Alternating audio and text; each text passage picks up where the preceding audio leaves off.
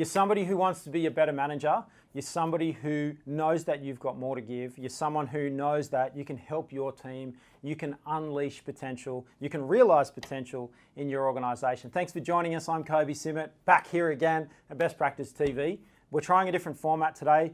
We've had some technical issues that you might have seen in our daily videos. We've been using an iPhone to post straight to YouTube. So today we're back to the big cameras and we're back to maybe a little bit more of a polished presentation. So thanks for joining us. There's been a bunch of great questions and a bunch of good responses to the videos that we've been doing the last couple of days. Everyone had a laugh last week when I talked about the fact that I was reading dictionaries.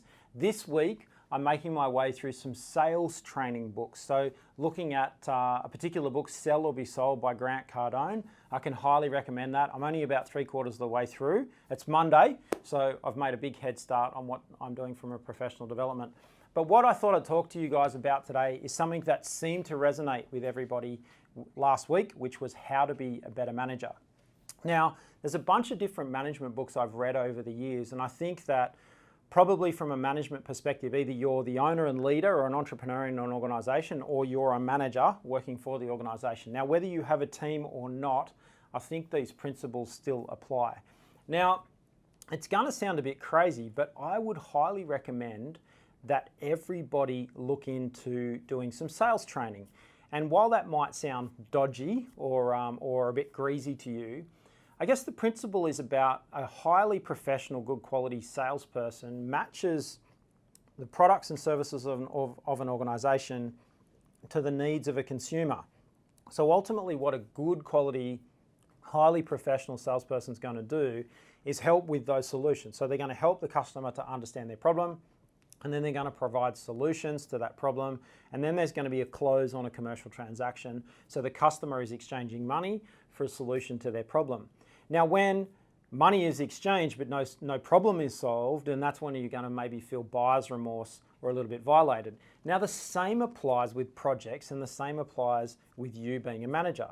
Now, if you're commercially transacting, and you are because you're collecting a salary for the things that you're doing, have a think about, are you providing the solutions to the problems that your customers got? Because you're ultimately a salesperson yourself. You're selling yourself as the manager. In exchange for what you're doing in terms of the solutions you're providing, you're collecting money. So I guess that's one of the challenges. And for those of you out there that have maybe, you resonate with this particular comment, which is it's really hard to find good people, maybe it's time to actually ask yourself, am I a good person? And I think in terms of how to be a better manager, I think sometimes it's really good technique to actually put a mirror up in front of yourself. So before you put that mirror up, ask yourself this question. If I was to write down a list of the most desirable attributes in members for my team, what would they be?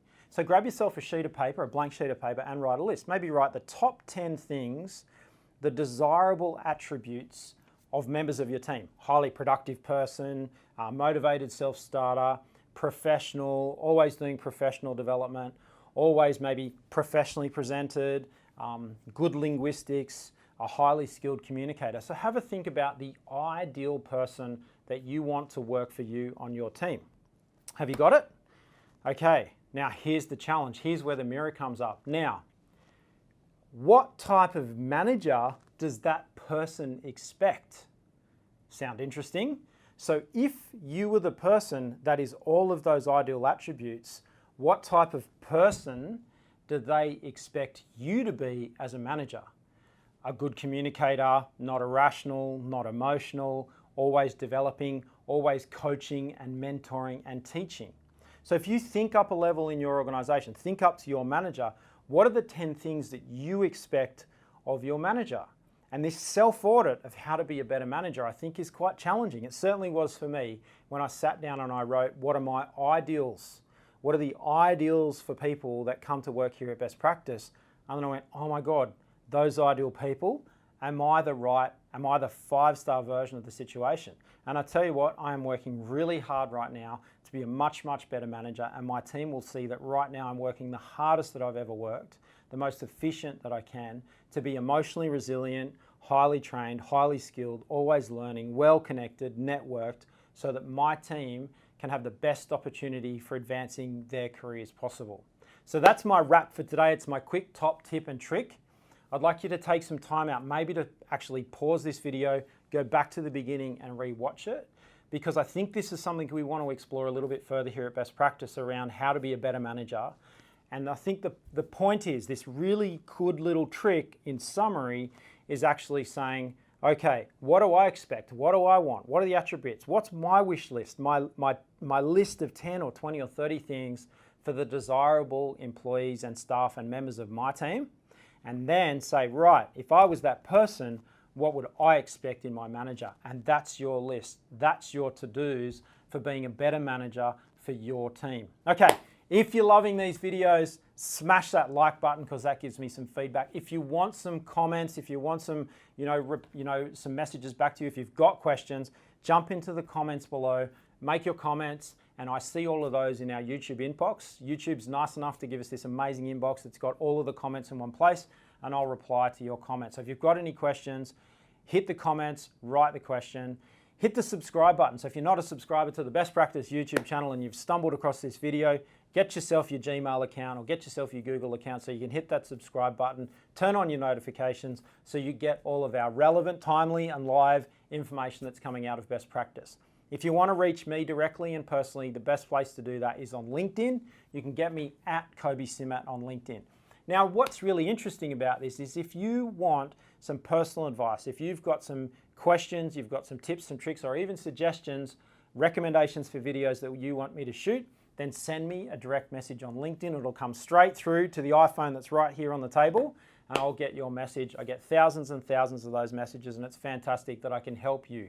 I'm really inspired, really motivated to be inspiring improvement in 100 million companies globally. That's what we're doing here at Best Practice to help you to be more profitable, more efficient, fun, safe, sustainable, have good cybersecurity, all those aspects of risk. Check us out on LinkedIn. The Best Practice Company LinkedIn page is going off. The company Instagram page, the girls are putting up some amazing pictures and great inspiring quotes to get you thinking about how to be a better manager, how to be better at what you're doing. If you want some personal one-on-one coaching, check out our team at Next Practice. They're there to educate you one-on-one to be a better leader, or one on your team so they can come and facilitate meetings with your team to inspire you to be better at what you're doing. Now, if you haven't checked it out and you haven't seen it yet, some great ebooks have just been launched on our Training Academy website. We'll throw the link below to what's going on the Best Practice Training Academy, and there's some great books that you can download on how to set up the management system. So once you're a better leader and once you're a better manager, start thinking about what you need to do to support your team with systems and processes, and more importantly, review. I'm going to start talking about performance improvement and indicators and measures and success and dashboards in a couple of videos time, so look out for that one too. And I will see you, if I don't see you before, I'll see you right here next time on Best Practice TV. Bye for now.